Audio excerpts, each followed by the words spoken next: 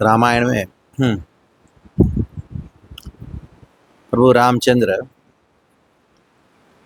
प्रवेश कर रहे हैं अरण्य कांड में, अरण्य में प्रवेश कर रहे हैं। पहला कांड है बालकांड। बालकांड यज्ञ प्रदान कांड है। इस यज्ञ प्रदान कांड में 3 यज्ञ हैं।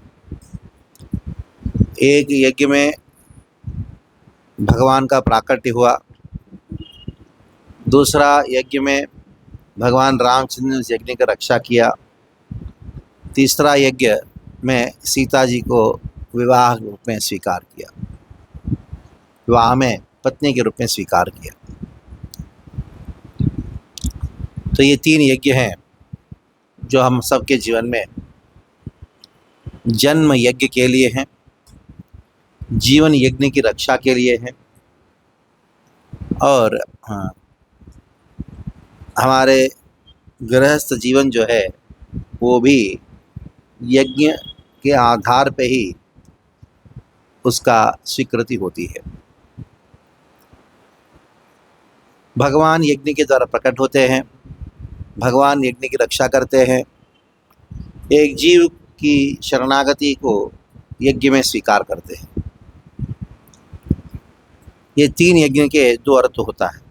एक भगवान के संबंध से अर्थ होता है, दूसरा जीव के संबंध में अर्थ होता है। जीव के संबंध में हमारा जीवन यज्ञ है, सैक्रिफाइस। यज्ञ से हमारा जन्म होता है, हमारा जीवन जो है यज्ञ के लिए है, और अंततः जो गृहस्थ जीवन है, खास करके हम किसी को स्वीकार करते हैं वो यज्ञ के लिए स्वीकार करते हैं। खास करके हम राम और सीता का जो विवाह है, विवाह में सबसे पहला सूत्र है, विवाह करने के पीछे सूत्र है, भगवान की सेवा को हे भगवान मैं अकेला नहीं कर सकता हूँ, किसी और के साथ मिलके मैं आपकी सेवा करूँगा। ये मूल आधार है एक गृहस्थ जीवन में प्रवेश करने का, मूल सूत्र है। मैं अकेला आपका सेवा करने में असमर्थ हूँ, या अकेला आपका सेवा करने में संकट है, या मुझसे उतना सुष्ठु रूप में अकेला सेवा हो नहीं पा रहा है, इसलिए मैं एक साथी को लेके आपकी सेवा में संलग्न रहूँगा। आपकी सेवा और अच्छा हो, आपकी सेवा जो है निर्विघ्न हो, इस उद्देश्य से मैं एक यज्ञ में आपको साक्षी बना के और मेरी इंद्रियों को उस यज्ञ में समर्पण करके एक को अपने साथ में लेके आपकी सेवा करूँगा। ये है विवाह का संकल्प। अभी यज्ञ जो है वो बालकांड का महत्वपूर्ण भाग है, या यज्ञ प्रदान कांड है। अभी धर्म प्रदान कांड है। अयोध्या कांड क्या है? धर्म प्रदान कांड है। धर्म प्रदान कांड में विवाह होने के बाद भगवान रामचंद्र ने क्या प्रकाशित किया? ने कहा हम धर्म के अधीन हैं, धर्म के अधीन हैं। और धर्म का मंथन इतना अद्भुत रूप में हो, पूछो मत। अगर रामचंद्र चाहते, राज्य में रह के सुख को अनुभव करना चाहते, ऐसा कौन सा ताकत उनको रोक सकता है? कोई ताकत रोक नहीं सकता, है कि नहीं? तो भगवान रामचंद्र ने वो अपनी स्वेच्छा से स्वीकार किए। इससे रामचंद्र ने वनवास को स्वेच्छा से स्वीकार किया, क्योंकि अगर मैं वनवास करने नहीं जाऊंगा तो भविष्य में लोग क्या सोचेंगे? अपनी शक्ति के द्वारा धर्म को वो कुचल देंगे। यानी जो शक्तिशाली हैं वही राज्य करेगा। धर्म शक्ति के अधीन हो जाता है। उल्टा शक्ति के द्वारा, हमारी शक्ति के द्वारा धर्म की रक्षा करना चाहिए। उल्टा जो शक्तिशाली है वो जो कहता है वो धर्म है, वो जो करता है वो धर्म हो जाता है। जैसे सरल भाषा में कहा जाए, जिसकी लाठी उसकी भैंस, है ना? जिसकी लाठी उसकी भैंस, ऐसी हो जाएगी। आज एक के पास लाठी है, भैंस उसकी होगी। दूसरा उससे बड़ा लाठी ले गया है, उसको मार के तो उसकी भैंस हो जाएगी। पूरा संसार में एक उत्पात, जानवरों की संसार समाज हो जाएगी। तो मेरा सुख महत्वपूर्ण नहीं है, दूसरा का सुख महत्वपूर्ण है। ये है धर्म का सिद्धांत। मैं कितना सुखी हूं वो महत्वपूर्ण है। एक गृहस्थी का दूसरा धर्म है, दूसरा सिद्धांत है। क्या है वो? मैं अपने सुख के लिए विवाह नहीं किया, हम दोनों दूसरों के सुख के लिए जी रहे हैं। चाहे वो हमारे बच्चे हो, हमारे आजू बाजू में लोग हो, या हमारे मित्र हो, हमारे भक्त हो, कोई भी हो, उनका सुख के लिए जीने से गृहस्थ आश्रम बहुत सुखी रहेगा। खुद का सुख के लिए जो गृहस्थ जीता है, आज नहीं तो कल उसका डाइवोर्स होता है। आज नहीं तो कल। सारा डाइवोर्स का, सारा विवाद का एक ही कारण है, क्योंकि पति पत्नी वो सोचते हैं कि हम कैसे सुखी हों। एक बार हम प्रभुपाद जी, दिन के समय की बात है, दो परिवार थे, उनको विवाह कराया। मतलब एक युवक और युवती का, भक्ति थे, उनके शिष्य थे, विवाह संस्कार हुआ। और अगला दिन सुबह के समय तो वो दोनों आए, पति पत्नी आए, प्रभुपाद से पूछने लगे, प्रभुपाद जी अभी हमारा विवाह कराया आपने, आप बताइए कि कुछ रहस्य बताइए, हमको जीवन कैसे व्यापन करना है, सीक्रेट बताइए, how to be a successful गृहस्थ। तो प्रभुपाद ने कहा, every afternoon before you eat, आप अपना भोजन ग्रहण करोगे, उसके पहले दरवाज़ा खोलो, बाहर जाओ और 3 बार पूछो, is anybody hungry, is anybody hungry, is anybody hungry. 3 बार पूछो, is anybody hungry, is anybody hungry, is anybody hungry. 3 बार पूछने के बाद कोई नहीं आता, तभी भोजन ग्रहण करना। उन्होंने कहा, that's okay Prabhupada, that's okay Prabhupada, anything very confidential secret you would like to say. कुछ कॉन्फिडेंशियल, कुछ सीक्रेट बता सकते हैं हमको? हाँ। तो प्रभुपाद ने कहा, every day in the afternoon before you take lunch, go outside the door and then say loudly, is anybody hungry, is anybody hungry? बाद में कहा, that's okay Prabhupada, something, we are grahasthas and something which you like to give special instructions to us. Prabhupada ने वापस कहा, every afternoon before you take, वो सोचता है अभी गृहस्थ पर कुछ सीक्रेट चीजें बोलेंगे। कोई सीक्रेट नहीं है, ये ओपन सीक्रेट है। इसको कहते हैं सैक्रिफाइस। मुझे मालूम है, हमारे बचपन में हमारे घर में, हमारे घर नहीं, हमारे गांव में मेरी दूर के रिश्तेदार है, घर में 15-20 दिन के लिए छुट्टियों में जाया करता था उधर। उनका एक बड़ा सा घर है, खेत है पीछे, सब कुछ है। और दोपहर को भोजन के समय में ग्रैंड मदर जैसी समझ लो, वो मुझे भेजती थी। मैं 10-12 साल का था, मुझे भेजती थी, जाओ बस स्टैंड जाओ। छोटा सा गांव है, उस समय में बस आती थी, थोड़ा सा 2-3 बस ही आती थी उस छोटे से इसमें। जाके उधर बस से कोई ब्राह्मण उतरेगा ना, उसको पकड़ के लेके आओ, उसको लेके आओ। और मुझे टेंशन होता था किसको ढूंढो, क्या ढूंढो। और वापस आया, नहीं नहीं कोई ना कोई मिलेगा, लेके आओ, तभी भोजन मिलेगा। ये संस्कृति थी। मैं हजारों वर्ष पहले की बात नहीं कर रहा हूँ, ये करीबन 40 साल पहले की बात समझ। ये संस्कृति थी। वो आएंगे, उनको लेके आऊंगा, उनको मुझे याचना करना पड़ता, मेरी दादी माँ आपको बुला रही है, आपको बुला रही है। वो बोलते थे दादी माँ कौन है, नहीं आपके लिए, अच्छा चलो। वो आते थे ऐसा, कभी वृद्ध कोई आते, कोई ऐसा। कम से कम 15 दिन में 7-8 दिन तो सक्सेस हो जाता, मिल जाता था। तो ये ट्रेनिंग है। Sacrifice is the training, is the purpose of getting married. Sacrifice, खास करके धर्म। तो रामचंद्र को अकेले जाना था, लेकिन सीता जी ने कहा मैं आपके साथ में चलूंगी।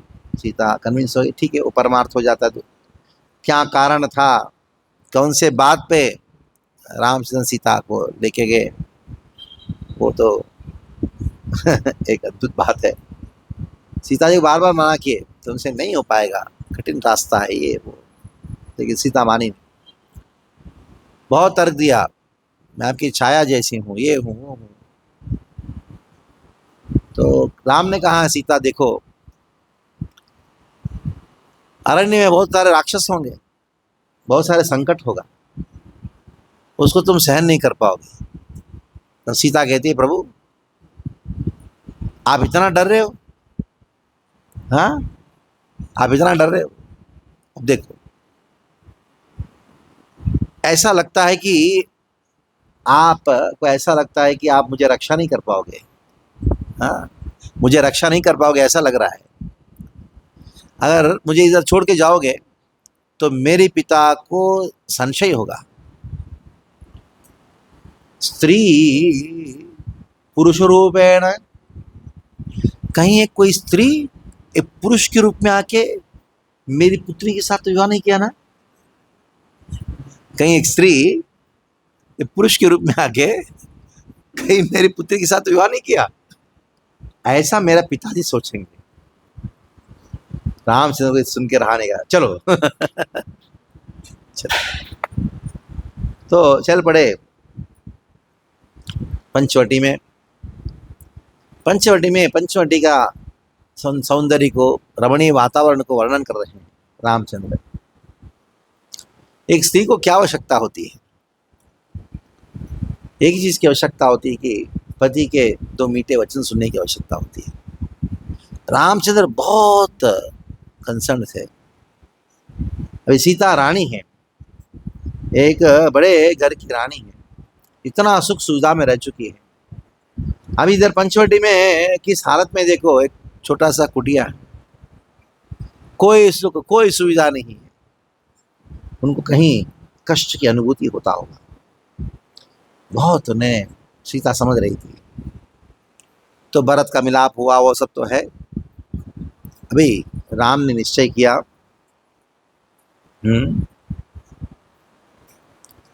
राम ने निश्चय किया कि भरत आया इधर, आज सारी सेना लेके आया, सारा प्रजा आई। भरत तो चला गया, सबसे साथ में चला गया, लेकिन अभी सबको अयोध्या है मालूम है मैं इधर हूं। शहर से लोग आएंगे और चित्रकूट बार बार हमसे मिलने आएंगे। इधर ऋषि मुनिगण है, और ये शहर वासियों का आने जाने की वजह से इन लोगों को बहुत तकलीफ होगा। हमारा इधर रहना उचित नहीं है, इसलिए हम इधर से निकलेंगे, जाएंगे। प्रभु रामचंद्र ने कहा सीता को, देखो सीता, ये भरत का आने की वजह से इतना बड़ा सेना आई, इतने सारे घोड़े आए, इतने सारे हाथी आई, इन सब के वजह से इस चित्रकूट का रमणीय वातावरण जो है वो खराब हो रहा है। इधर से हमको कहीं और जाना है। तस्माद् अन्यत्र गच्छामः इति संचिन्त्य राघव, इति संचिन्त्य राघव। अयोध्या कांड का 117वां सर्ग है, 117 सर्गा, चौथा श्लोक में बात आती है। प्रातिष्ठः स वैदेही लक्ष्मणेन च संगतः, तो छोड़ के चले गए। भ्रमण करते करते उनको एक आश्रम दिखाई पड़ा। आश्रम का नाम है अत्रिक आश्रम। सो अत्रेर आश्रम साध्य तम वंदे महायशः। रास्ते में अत्रि के आश्रम में प्रवेश किए और उधर महायशः, महान रामचंद्र ने क्या किया, उस अत्रि को उन्होंने प्रणाम किया और साथ साथ में पुत्रवत अत्रि ही पुत्रवत प्रत्यपद्यता, पुत्र के रूप में रामचंद्र को स्वागत किया। अत्रि अनुसूया आश्रम। आप में से कितने लोग चित्रकूट गए? गए? अत्रि अनुसूया आश्रम गए? गए ना? बहुत महत्वपूर्ण आश्रम है। अत्रि अनुसूया ये दोनों ऐसे गृहस्थ है। एक का नाम है अत्रि, कौन है? तीनों गुणों से परे, त्रि मतलब तीन गुण। अत्रि मतलब क्या है? अतीत। किससे अतीत? तीनों गुणों से अतीत।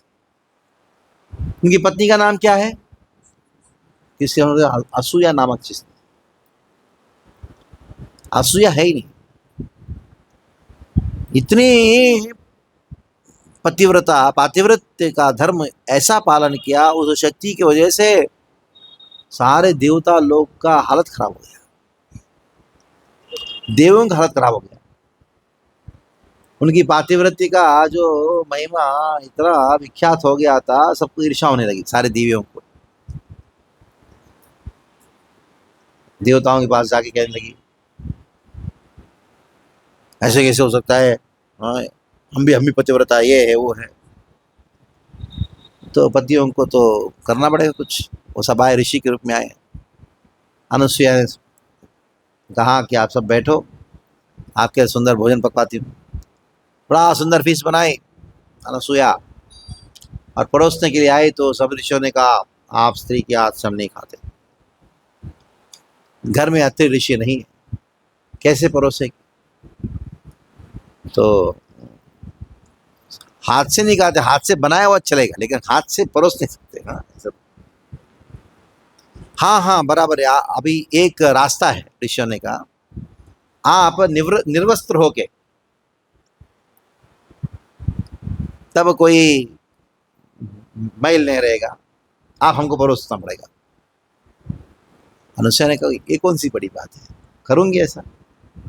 तो तुरंत अनुसुईया अपनी शक्ति के द्वारा सब जितने देवता आए थे ना ऋषियों के रूप में, सबको शिशु बना दिया, छोटे से बच्चे बना दिए, और सब एकदम मैं क्या कर रहे हैं, क्या वो कर रहे थे। उन सबको किसी को दूध पिलाया, किसी को सबके हाथ से भोजन किया, सबको। अब जो देवियाँ एकदम उनकी हालत खराब, कहाँ हमारे पति अभी तक आए नहीं। सब लोग आके देखे शिशु के रूप में उनको पता लग गया, तो रोने लगी। अनुसुईया ने कहा कि अभी देखो, मुझे नहीं मालूम कौन कौन है, आप ही ढूंढ लेना। हाँ?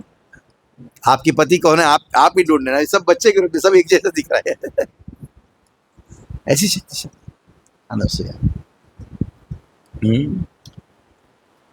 तो जब तक ऐसे साधु का, ऐसी साध्वी का आशीर्वाद नहीं मिलता, तब तक गृहस्थ आश्रम को पार करना असंभव।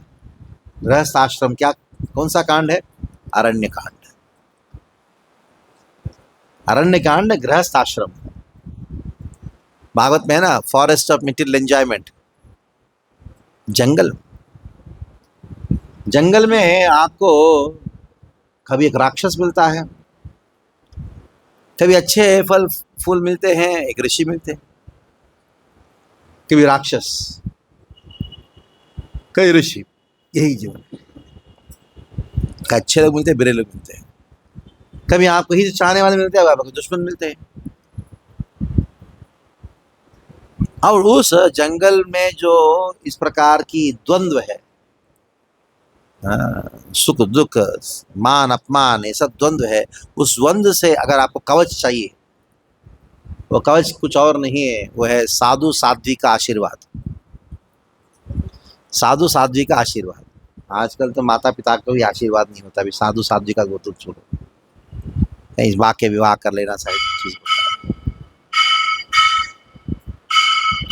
अभी इस अध्याय में अनसुईया सीता जी को एक वस्त्र देती है। वो कहती है, वस्त्र पहनो सीता, तुमको कोई बिगाड़ नहीं सकता। रामायण में अनसुईया ने सीता को वस्त्र दिया, अत्रि ऋषि ने रामचंद्र को उपदेश दे के उन्होंने आशीर्वाद दिया, वो एक कवच के रूप में है। क्या कवच है उसका? कौन सा कवच है? अरण्य, जंगल। अभी गृहस्थ आश्रम नामक जंगल है ना, वो कब क्या होता है मालूम नहीं, कब कौन सा बॉम्ब फुटता है नहीं मालूम, कौन कब क्या कहता मालूम, कब अमीर बनते हो कब गरीब बनते हो मालूम, अचानक होता है। ऐसी परिस्थितियों में स्थिरता बना के रखना असंभव है, लेकिन संभव कब है? जब साधु का आशीर्वाद हो। यत्री अनसुईया जो है वो ऐसी साधु है, ऐसी साध्वी है, जिनका आशीर्वाद को लेकर रामचंद्र कहाँ प्रवेश किए? अरण्य में प्रवेश किए, दंडकारण्य में प्रवेश किए। थोड़ा सा उस प्रसंग को थोड़ा चर्चा करने का प्रयास करेंगे। तो अत्रि ऋषि ने रामचंद्र को स्वागत किया और लक्ष्मण को बड़े आदर से या सीता जी को बड़े अच्छी तरह से स्वागत किया। पत्नीं च तम अनुप्राप्तां वृद्धां मामन्त्य सत्कृतां शान्तयामास धर्मज्ञः सर्वभूतहिते रतः। अत्रि कौन है? धर्मज्ञ और सर्वभूतहिते रतः, ये साधु के लक्षण होते हैं। ऐसे साधु को अपना जीवन में अपनाओ, नहीं तो असंभव है। आप जंगल में कितने भी अमीर क्यों ना हो, शेर ये थोड़ी देखा अमीर है इसको छोड़ देता हूँ, ये गरीब है इसको खा जाता हूँ, नहीं। अरे ये तो पढ़ा लिखा है, शेर देखता है क्या पढ़ा लिखा है इसको छोड़ देंगे, नहीं। किसी को पकड़ के कुछ भी करता है, खून बहाना पड़ता है, दिन रात खून बहाना पड़ता है, ऐसी स्थिति है, ऐसा टेंशन आता है पूछो मत। अभी ऐसे कैसे बचे? इसके लिए कवच की आवश्यकता है। वो कवच कोई नहीं, साधु है, साधु की आशीर्वाद, साधु की सांगत्य है।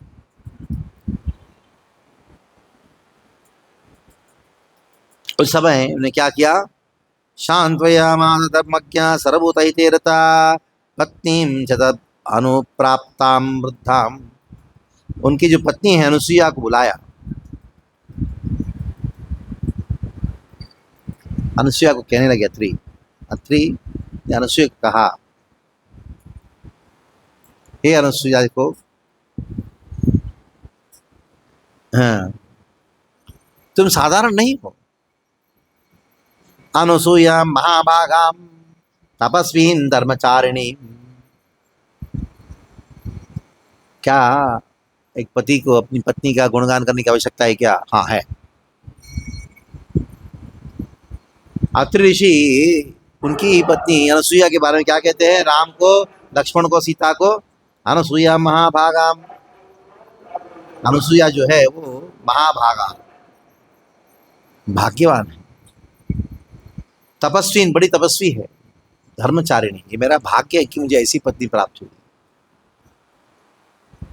प्रतिगृहणीष्व वैदेहीम, तो वैदेही को लेके जाओ, उनका हाथ पकड़ के लेके जाओ। अब्रवीत ऋषि सत्तमा,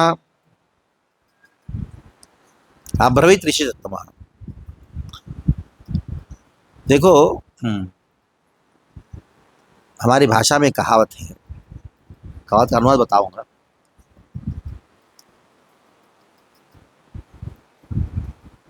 उससे विवाह करना अच्छा है जो आपसे प्रेम करता है। जो आप जिससे प्रेम करते हो उससे विवाह मत करना। जो आपसे प्रेम करता है ना, उनसे विवाह करना, अगर सुखी रहना चाहते हो तो।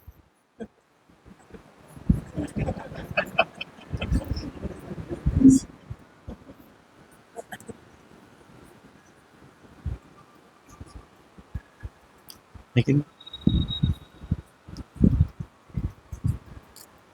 वैदेही और साथ साथ में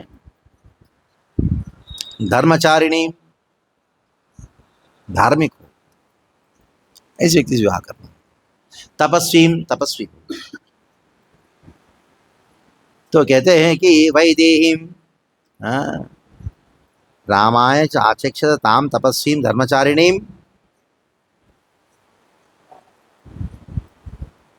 और उधर उनके आश्रम में बहुत सारे तपस्विनी थी। उनके ऊपर कृपा कराने के लिए राम को परिचय कराया। देखो ये सब है। 10 वर्षान् अनावृष्ट्या दग्धे लोक निरंतरम। हे राम सुनो, पूरा विश्व में ऐसा 10 वर्ष तक पूरा बारिश नहीं हुआ था। ये जो तपस्विनी है मेरी पत्नी, उसके वजह से क्या हुआ मालूम है? उनके तपस्या के वजह से नदी बहने लगी है एक प्रांत में, मंदाकिनी नदी। ये प्रांत में अनेकों अनेकों समृद्ध फल फूल बहने लगे। इनकी तपस्या है। किस प्रकार का है? यया तपस्सन महत्तपा अनसूया व्रते ताता प्रत्याहुचा निवर्तिता देवकन्या निमित्तं च यया संत्वारण्यया दशरात्रं कृत्वा रात्रिः सा इमां माता इव ते अनगा। सुनो, इन्होंने 10,000 वर्ष तपस्या किया। ये अनुसुईया जो है वो तुम्हारी माँ के समान है। पुराणों में अनुसुईया का ये प्रसंग आता है। राम को कहते हैं सीता जो है जाने दो, उनके आश्रम में जाने दो। मेरी जो पत्नी है अनुसुईया, वो बड़ी तपस्वी है। से तामिमां सर्वभूतानां नमस्कार्यां यशस्विनीं अभिगच्छत वैदेही वृद्धाम अक्रोधानां सदा। कभी वो क्रोध नहीं करती है। सीता जो है उनके शरण में जाने दो। और एवं ब्रुवन्तं तं ऋषिं तात इति उक्त्वा स राघव राम ने कहा जैसे आप बोलोगे ऐसा। राम ने सीता को कहा, हे सीते, राजपुत्री श्रुतम तू एतम। हे सीते राजपुत्री, तुमने सुना ना जो ऋषि ने कहा है। मुनेरस्य समीरितम, जो मुनि ने कहा, जो सुना ना। श्रेयो अर्थम आत्मनः शीघ्रम अभिगच्छत तपस्वीम। क्या करो? तुम्हारे श्रेय के लिए मैं बता रहा हूं, जाओ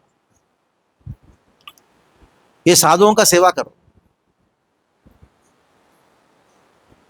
तो साधुओं का सेवा में युक्त करना ये गृहस्थ का धर्म। शीघ्रम, तुरंत जाओ। ये बात सुनते ही सीता अनुसुईया को परिक्रमा करके,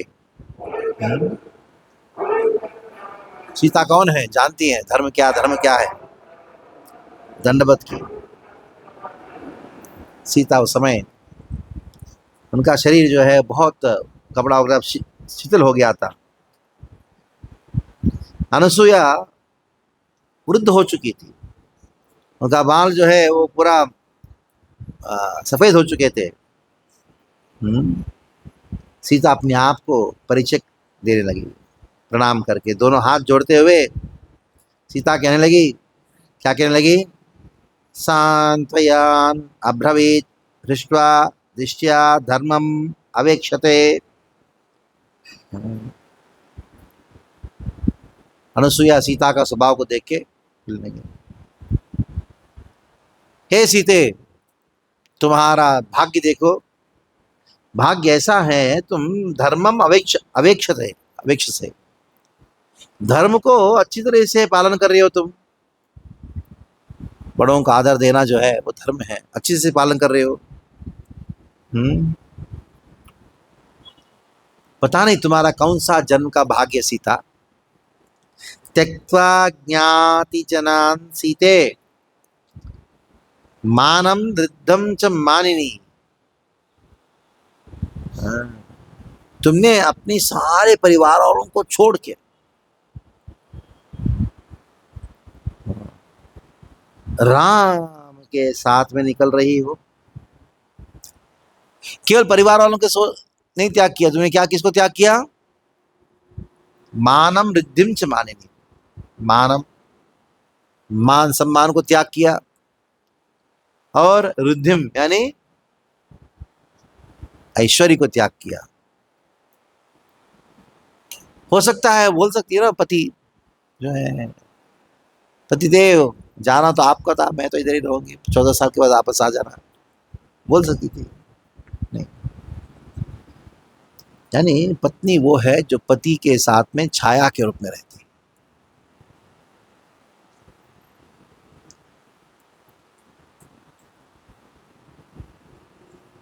नगरस्थो वनस्थो वा पापो वा यदि अशुभा। नगर में निवास करना पड़ेगा, नगर में रहो पति के साथ में। वनस्थो, वन में पति रहना पड़े, वन में रहो। पापो वा यदि अशुभः, अगर पाप पति पापी भी क्यों ना होता है, उसके साथ कभी नहीं छोड़ना चाहिए। यासाम स्त्रीणाम प्रियो भर्ता तासाम लोकमहा उदया।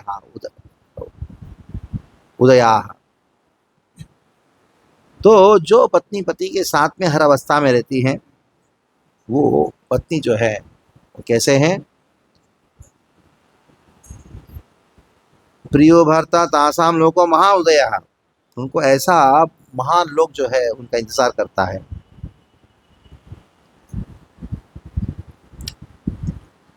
दुश्शीला काम वृत्तो वा धनेर्वा परिव्रजतः। वो पति भी कैसे भी क्यों ना हो, दुष्ट क्यों ना हो, और उसको काम प्रवृत्ति में क्यों ना हो, कुछ भी क्यों ना हो, उसका व्यवहार भी बराबर क्यों ना हो, उसके पास धन संपत्ति भी क्यों ना हो, हर अवस्था में पति को ही अपना प्राण मार के जीवो। देखो सुनो सीते, इस संसार में पति से बढ़कर कोई और सुहृद नहीं है। ऐसे बहुत सुंदर सुंदर उपदेश देते हुए आखिरी में कहती हैं, प्राप्नुवन्त्य अयशः चैव धर्म वृषं च मैथिली आकार्यवशम आपन्ना स्त्रियो या कुल तद्विदः। वो जो स्त्रियां जिनका कुल नष्ट हो चुका है, वो क्या करती हैं? अपनी पति को राज्य करना चाहती है, उसकी वजह से उनके परिवार को केवल अपयश मिलता है।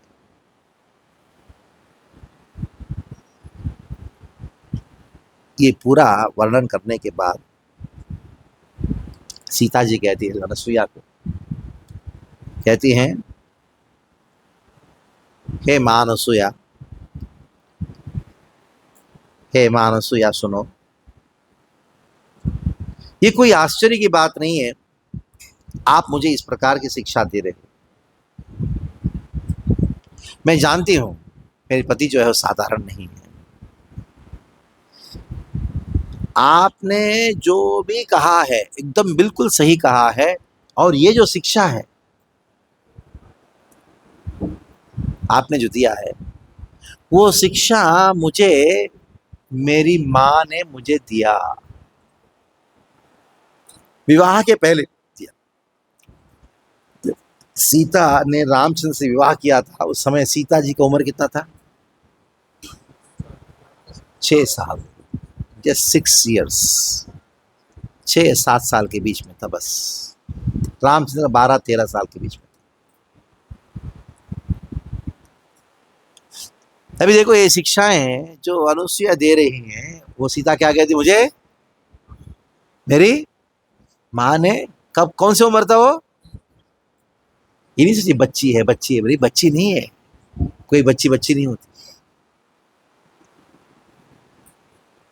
उनके पास ऐसी बुद्धि होती है, सबसे अपन ऐसी बुद्धि होती है।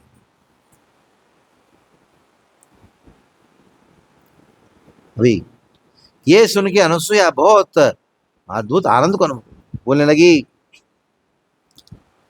इदम दिव्यम वस्त्रम माल्यम वस्त्रम आभरणानि च अंगरागम च वैदेही महार्हम अनुलेपनम मया दत्तम इदम सीते तव गात्राणि शोभयेत् अनुरूपम आसंक्लिष्टम नित्यम एव भविष्यति। अनुसुईया कहती, देखो तुमको एक माला दे रही हूँ, ये सब दिव्य उपहार मैं दे रही हूँ, और बहुत सारे आभूषण दे रही हूँ, और कुछ सेंट्स दे रही हूँ, कुछ इत्र दे रही हूँ, सुगंधित चीज़ें, और कुछ शरीर को सुंदर बनाने में बहुत सारी चीज़ दे रही हूँ। ये अगर धारण करोगे,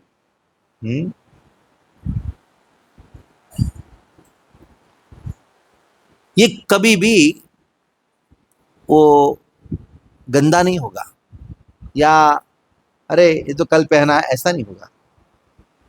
ये हमेशा धारण करके रखो।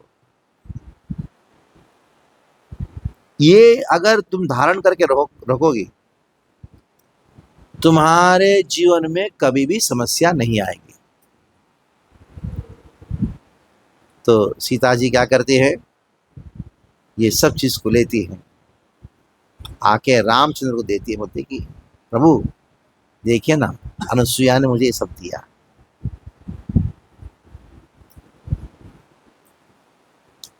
और जैसे रामचंद्र को ये बात कहती है, रामचंद्र कहते हैं, सीता सुनो, ये हमारा भाग्य है। क्या भाग्य है? हमको ऐसे साधुओं का सांगत्य हमको प्राप्त हुआ। रात्रि भगवान रामचंद्र गुणों को गान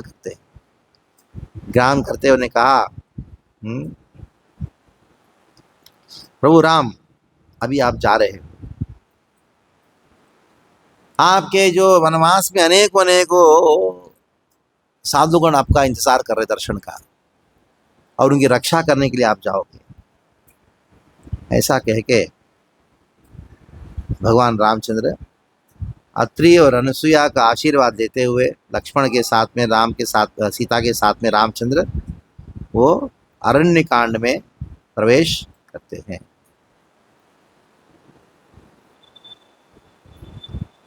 ये रामायण में भगवान रामचंद्र ने ये शिक्षा दिया। क्या शिक्षा दिया? अरण्य में प्रवेश करने से पहले साधुओं का आशीर्वाद देखें, और साधुओं का आशीर्वाद हमेशा बना के रखो, नहीं तो जंगल बहुत क्रूर है। जंगल में प्राणियां जो है वो ये नहीं देखेगा कि आप कौन हो, बस उसको मांस चाहिए, रक्त चाहिए बस। आप कितने भी शक्तिशाली क्यों ना हो, जंगल में जी पाना असंभव है। ये रामायण का सार है गृहस्थ जीवन के विषय में। और भी बहुत सारे हैं, लेकिन इतना आज के लिए काफी। कोई प्रश्न है तो पूछिए। हाँ पूछिए।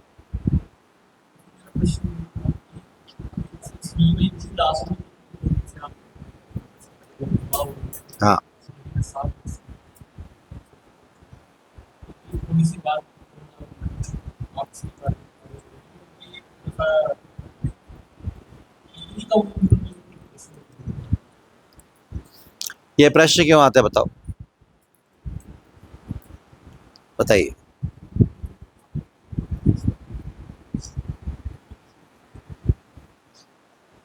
विवाह तो भौतिकी है। आप आध्यात्मिक स्तर में वहां का जानते हो कि मैं शरीर में आत्मा हूं, विवाह ही क्यों करोगे?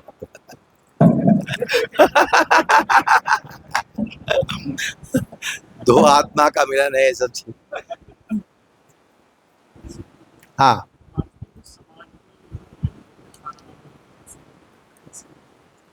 ये 18 क्यों आया बताओ?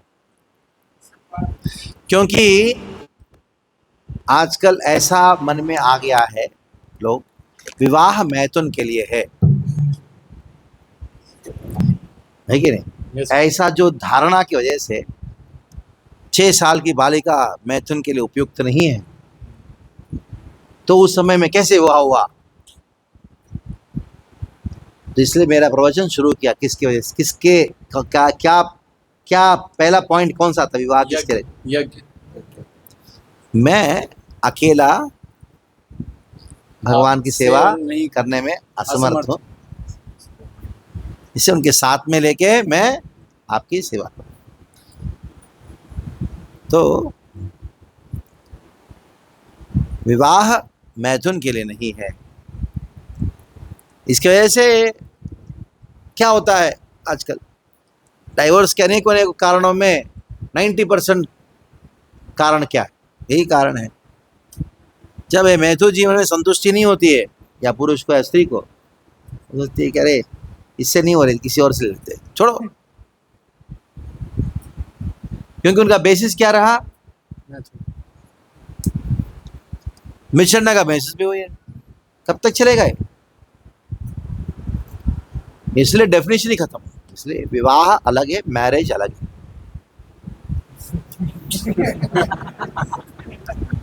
मैरिज मतलब कॉन्ट्रैक्ट। जब तक तुमसे मुझे लाभ मिलता है, सुख मिलता है, या तुमसे मुझे मिलता है, तब तक हम पार्टनर्स रहेंगे। ये पार्टनर शब्द कहाँ से? लाइफ पार्टनर, पार्टनर है ना, बिजनेस में पार्टनरशिप होता है कि नहीं? और पार्टनर बनते हैं उस समय क्या होता है? पार्टनरशिप डीड होता है कि नहीं? एग्रीमेंट होता है कि नहीं? उसमें क्लॉज फॉर सेपरेशन रहता है, मालूम है ना?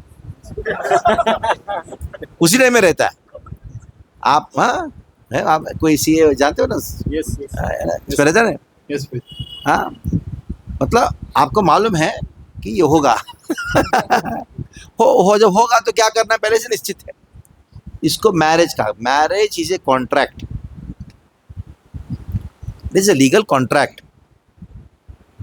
विवाह नहीं। से मैरिज जो है वो 18 साल के ऊपर ही, 20 साल, 21 साल, 50 साल के, वो जो भी है वो ये नहीं है। एक प्रश्न होता मुझे, जैसे अभी यहाँ पे जो ना ज़्यादातर जो पॉइंट्स आउट हुए वो ऐसे हुए कि एक पतिव्रता जो स्त्री को जो ना किन किन नियमों का पालन करना चाहिए अपने पति के प्रति, कैसे कैसे। लेकिन मैं ये देखता हूँ कि जी माता सीता वो स्वयं लक्ष्मी है, वो स्वयं नारायण है, और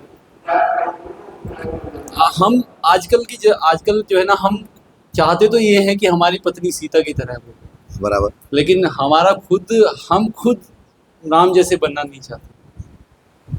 तो जी कुछ पॉइंट इसके ऊपर अगर आप बोल दें कि हम भगवान राम की तरह कुछ चीज़ें अपने आचरण में कैसे उतार पाए, तो उसके लिए पूरा रामायण है।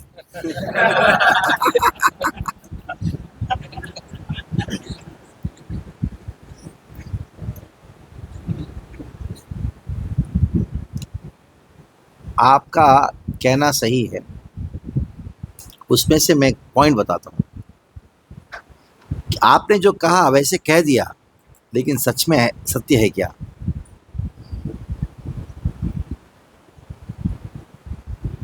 क्या जो आजकल का लड़का विवाह करना चाहता है, उसको सच में सीता जैसी पत्नी चाहिए क्या?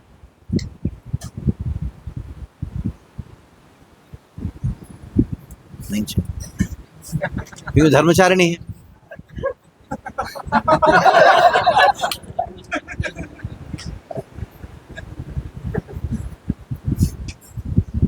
मुझे मालूम था ऐसा कोई प्रश्न आएगा।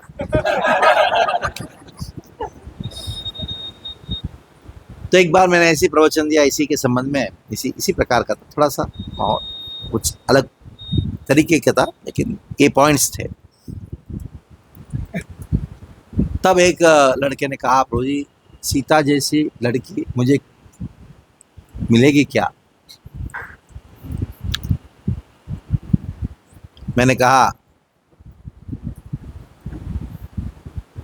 कि मिलेगी क्या मत, वैसे मिलेगी तभी विवाह करना।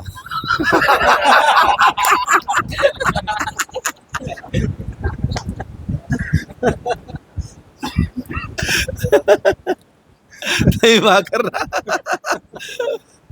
तब तो प्रभु जी, तब तो मैंने कहा, तो उन्होंने कहा तो तब तो मेरा होने वाला तो है नहीं।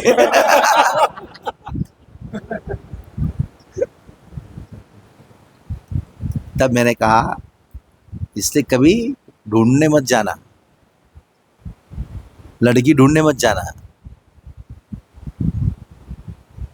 ऐसा व्यवहार रखो राम जैसा, ताकि जो सीता जैसी लड़कियां उनकी पिता है वो ढूंढते हुए आपके पास आए।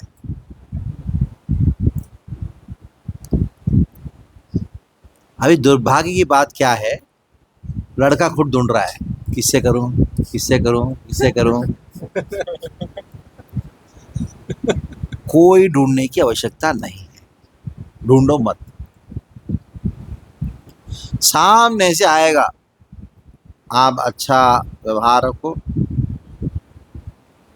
सामने से अपने आप आएगा, ढूंढते हुए आएगा, ढूंढने मत जाना। जो ढूंढते हुए आता है, उस बात को मैंने कह दिया, इसका अर्थ क्या है, वो आपको चाहता, और उसको प्रसाद के रूप में ग्रहण कर लेना, उसको प्रसाद के रूप में।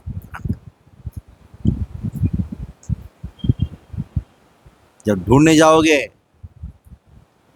पगला जाओगे, बता रहा हूं। ये पागल भी अच्छा है, समझो, पागल भी अच्छा है, ऐसी अवस्था हो जाएगी। जो आपको अच्छी लगती है वो रिजेक्ट कर देती है, जिसको आप अच्छा लगते हो वो आप रिजेक्ट कर देते हो। ऐसा करते करते बाल पक जाते हैं।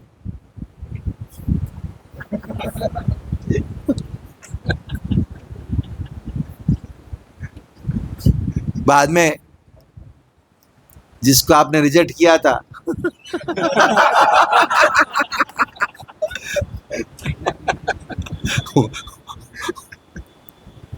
उसके पास वापस जाना पड़ेगा, तब तक वो आपको रिजेक्ट कर देगी।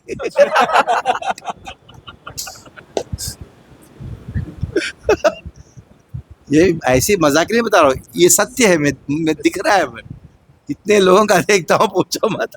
इतने लोगों का कम से कम महीने में 100 लोगों का तो चलता है। यही स्टोरी, और कुछ नहीं। क्यों ढूंढने गया था, ढूंढने मत जाना, सामने से आए। यद्धव्यम तद्दवंत भगवत पूर्वकर्माण रूपम, इतना है। तपस्वी, धर्मचारिणी, ये देखो, तपस्वी धर्मचारिणी वो है तो सब कुछ है, अगर वो नहीं है, बाकी सब कुछ है, तो गया काम से। और कोई प्रश्न? हाँ, हरे कृष्ण। तो जी विवाह संस्कार होने के बाद संतान उत्पत्ति जो है ये मैंडेटरी पार्ट है हमारे वैदिक सभ्यता के अकॉर्डिंग। तो जी मेरा प्रश्न, विवाह संतान उत्पत्ति के लिए ही है, और कोई कारण नहीं है। ये कोई प्लानिंग वगैरह वो सब क्या है? We are planning for a kid, we are planning for a kid, but you are a sinful person. विवाह हुआ 1 साल के अंदर हो जाना चाहिए, बच्चा नहीं हुआ कम से कम आधा डजन तो बच्चे होना चाहिए, आधा डजन, नहीं तो क्या फायदा विवाह करके, लेकिन हाँ ऐसी पत्नी ऐसी लड़की विवाह करना, पहले कंडीशन रखना, आधा डजन तो मिनिमम चाहिए। हाँ, हरे कृष्णा प्रभु जी। एक प्रश्न था मेरा, आपने बताया था कि गृहस्थ जीवन में जो है साधुओं का आशीर्वाद लेना बहुत जरूरी है। हाँ, तो जो ये साधु का आशीर्वाद है, मतलब इसको हम कैसे समझ सकते हैं कि हमारे जीवन में जो साधुओं का आशीर्वाद है किस प्रकार से हम देख सकते हैं उसको, मतलब उनकी कृपा का क्या मतलब, कैसे समझें? अगर आप कोई साधु आपका चिंतन करता है, आपका हित चाहता है, आप कैसे वो पूछता है, यही समझ लेना आशीर्वाद है।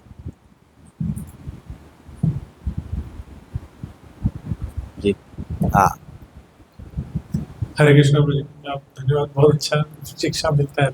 मेरे 2 प्रश्न थे। पहला, मैं विवाह के पहले के सिनारियो, मेरा विवाह को 1.5 साल हो गया है और माता पिता से लेके बच्चे हो गए कि नहीं? नहीं, अरे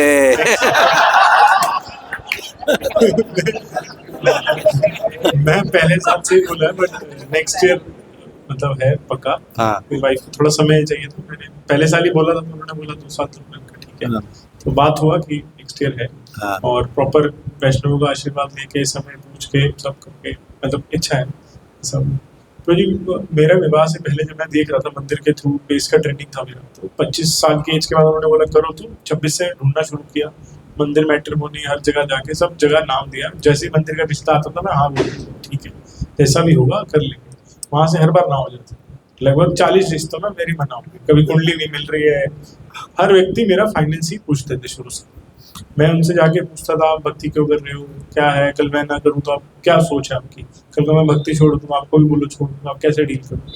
मैं अपने प्रश्न पूछता था, वो मेरे से यही पूछते थे कितना कमाते हो, कैसे है। और इसके अलावा किसी ने भी, मैं 3-4 हुआ, मेंटोर के थ्रू भी हुआ, कुछ भी उल्टा नहीं हो पाया। फिर मैं माता पिता को ही अपने अरेंज मैरिज में वो लोग देखे, बाहर से व्यक्ति ठीक लगे, उनके पिता आए पहले मिलने, तो मेरे को पूछे, तो मेरे को कल्चर अच्छा लगा, तो वहाँ किया। तो पत्नी साथ भी दी वो है। अब ये है कि वो नॉन डिवोटी है, धीरे धीरे मुझे फेवर कर रहे हैं, एकादशी में हेल्प करते हैं, माला से कोई इशू नहीं है, कंठी पहनते, कोई शर्म नहीं है किसी तरह की, धोती कुर्ता पहनते हैं। अब इस चीज़ में मुझे थोड़ा सा लगता है कि प्रयास तो मैंने 40 रिश्तों में हाँ करती। कई बार तो रिश्ते ऐसे थे कि जो बहुत घर भी अच्छे नहीं थे, कई उन्होंने बताया भी हमारा कास्ट भी अच्छा नहीं, मैंने कहा मुझे कोई इशू नहीं है, माला करती है सब ठीक है, लेकिन हो नहीं पाया किसी तरीके से। सबने जोर लगाया, मैं तो जहाँ जाता था भगवान ने बचाया आपको। तो मैं उस चीज़ को समझ नहीं पाया आज तक। अब मेरी पत्नी अच्छे से मेरा साथ देती है, अंडरस्टैंडिंग है, तो मुझे भी कई बार इमोशनल हेल्प होकर मेरी भक्ति रिफाइन हुई है। इसलिए चलिए, भौतिक के लिए भौतिक, ठीक है। धर्मचारिणी पत्नी का धर्म क्या है, स्त्री धर्म क्या है, पति को कम से कम खाना बना के खिलाना, ठीक है, और वो करने के लिए तैयार है, वो करती है, अच्छी बात है। ये मत देखो ये कहाँ का है, इधर का उधर का, इधर का नहीं, ऐसा होना चाहिए। अगर आप कोई एक कल्चर्ड परिवार से है, बेस्ट है कि आपके जो जात है, आपका जो कास्ट है, उसी में करना। लेकिन ये ध्यान रखना कम से कम वो आपकी जो भक्ति में रुकावट ना पहुंचे, आपकी भक्ति में वो सहयोग दे और घर को अच्छा संभाले। बेस्ट है कि वो हाउस वाइफ हो, ये बेस्ट है। जिसको काम करके कुछ कमाने की बहुत सारा ये रहता है, बेटर अवॉइड। ये पर्सनल सजेशन है, ये आउट ऑफ द बॉक्स है, ये सिलेबस में नहीं है, नहीं तो मेरे ऊपर बोलेंगे अरे ऐसा कैसे ऐसा। ये इंडिविजुअल सलाह है, ठीक है। हाँ, हरे कृष्णा प्रभु जी, बहुत बहुत धन्यवाद प्रभु जी, आपने इतना अच्छा लेक्चर दिया। तो जी मैं प्रश्न ये था कि जैसे हम श्री रामचंद्र जी रामायण में जो है इतने सारे चरित्र सुनते हैं और मतलब भगवान राम का भी जो है पूरा जीवन देखते हैं, सीता माता का भी पूरा जीवन देखते हैं, तो श्रवण करते हुए तो बड़ा अच्छा लगता है, पर जब प्रैक्टिकलिटी में हमको कुछ इम्प्लीमेंटेशन की बात आती है तो हम देखते हैं कि हम तो इससे मतलब जैसे यहाँ पे है और इस लेवल पे है तो इतना दूर पाते हैं बिल्कुल एकदम, कि हमारे हृदय के अंदर जो मैल रहता है तो वही हमारे मुख से बाहर निकल के आ रहा होता है। तो कैसे हम करें कि मतलब कुछ तो गुण जो है हम अपने जीवन में उतार पाए? कम से कम सुनना पहला, सुनते सुनते रहोगे तो सारे गुण जो है धीरे धीरे से हृदय में उतरेगा। पहले श्रवण, श्रवण ही नहीं करोगे और उसको पठन नहीं करोगे तो कम से कम उसको पाने की इच्छा भी नहीं रहेगी। क्या हो आप मन, श्रवण करने से हमको उस प्रकार बनने की इच्छा जागृत होगी। और ये जो गुण हम सुनते हैं उसका अगर 0.01% भी 0.01% भी अगर लागू करना प्रारंभ करें, वही बहुत फर्क पड़ता है खुद के लिए, अपने साथ में रहने वालों को भी बहुत फर्क पड़ता है। नहीं है तो प्राप्त करने की इच्छा तो हो सकती है, उतना रखो, इच्छा रखेगा हो जाएगा, ठीक है। लास्ट क्वेश्चन, ड्रामा का टाइम हो गया, ड्रामा का टाइम है, ड्रामा है ना अभी, दीपदा, लास्ट क्वेश्चन। हरे कृष्ण प्रणाम प्रभु। जैसे कि हमें हमारा पर्पस है कि back home back to good health, मतलब वापस जाना। सो जैसे कि गृहस्थ आश्रम है, सो इस पे जो हमारा पर्पस है उसकी परसेंटेज कम हो जाती है, ऐसा कुछ मतलब 70, जैसे प्रभुपाद जी कहते हैं 75%। भक्ति जो है आश्रम के ऊपर डिपेंडेंट नहीं है, भक्ति जो है आश्रम के ऊपर डिपेंडेंट नहीं है। ब्रह्मचारी नहीं मत बनो, ब्रह्मचारी आश्रम में रहो, गृहस्थ मत बनो, गृहस्थ आश्रम में रहो, वानप्रस्थ मत बनो, वानप्रस्थ आश्रम में रहो, सन्यासी मत बनो, सन्यास आश्रम में रहो। तो इम्पोर्टेंट ब्रह्मचारी रहना नहीं है, ब्रह्मचारी बनना नहीं है, इम्पोर्टेंट गृहस्थ बनना नहीं है, हमको ये सब बनना नहीं है। क्या बनना है हमको? कहाँ रहना है। एक सक्सेस सूत्र देता हूँ, क्या बनना है उसके बारे में सोचो मत, क्या करना है वो सोचो। गृहस्थ बनो मत, गृहस्थ आश्रम में रह के गृहस्थ आश्रम की जवाबदारियां जो है, उसका जो रिस्पॉन्सिबिलिटी है उसको निभाने का सोचो। जो ब्रह्मचारी बनता है ना वो लंबा समय ब्रह्मचारी रह नहीं सकता, जो ब्रह्मचारी के कर्तव्य को निभाता है ना वो जीवन भर रहता है। समस्या क्या है? आश्रम महत्वपूर्ण है, इसलिए 75% 25% कुछ नहीं है उसमें, इज ऑल एक्सटर्नल, ये वो बाह्य, ठीक है। श्री रामचंद्र भगवान की जय, प्रभुपाद की जय। इस कमलोचन प्रभु की हम लोग धन्यवाद करना चाहेंगे प्रभु जी का। प्रभु जी ने अपने बिजी शेड्यूल में से स्पेशली हम सब भक्तों के लिए इतने अच्छे से पूरा इस प्रसंग को लिया। एक बार हमारे कृष्ण महामंत्र बोलकर धन्यवाद करेंगे। हरे कृष्णा कृष्णा कृष्णा हरे हरे, हरे राम राम राम हरे। तो क्योंकि आप लोग स्टेज